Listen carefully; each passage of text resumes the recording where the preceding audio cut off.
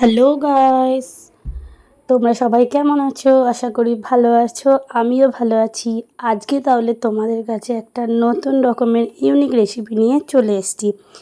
রেসিপিটা কিন্তু খুবই ইউনিক আর খেতে কিন্তু খুব দুর্দান্ত। ঘরে থাকা উপকরণ দিয়ে, মানে যেই সব সবজি মানুষ অনেকজনা খায় না, ধরো, আবার অনেকজনা ভালোবাসে। যারা খায় না তাদেরও ভালো লাগবে, আর যারা ভালোবাসে তো তাদের তো ভালোই লাগবে। সেরকম একটা রেসিপি নিয়ে আজকে চলে এসেছি।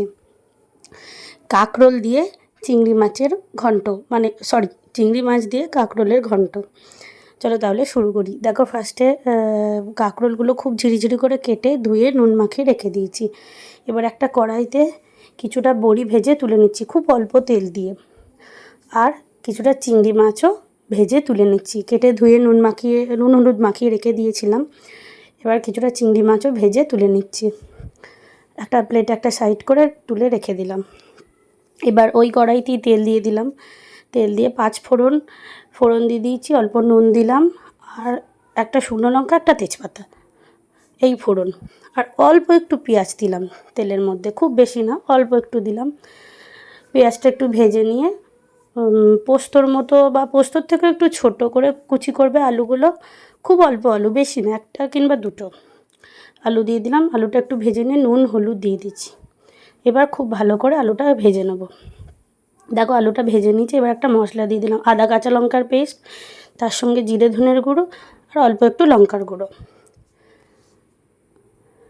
এবার লঙ্কার গুঁড়োটা চাইলে তোমরা স্কিপও করে দিতে পারো, কারণ কাঁচা লঙ্কা বাটা তো দিয়েছি, একটু ঝালঝালি ভালো লাগে।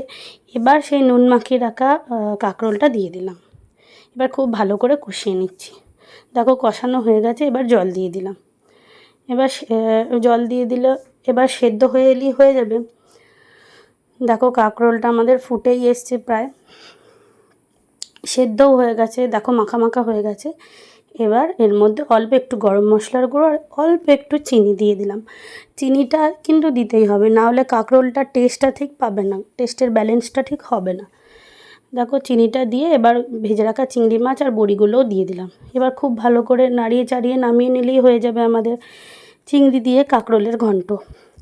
এইভাবে এই রেসিপিটা একবার তোমরা বাড়িতে বানিয়ে দেখতে পারো, আশা করি ভালো লাগবে। আর ভিডিওটা যদি ভালো লেগে থাকে তাহলে আমার চ্যানেলটিকে সাবস্ক্রাইব করে দেবে।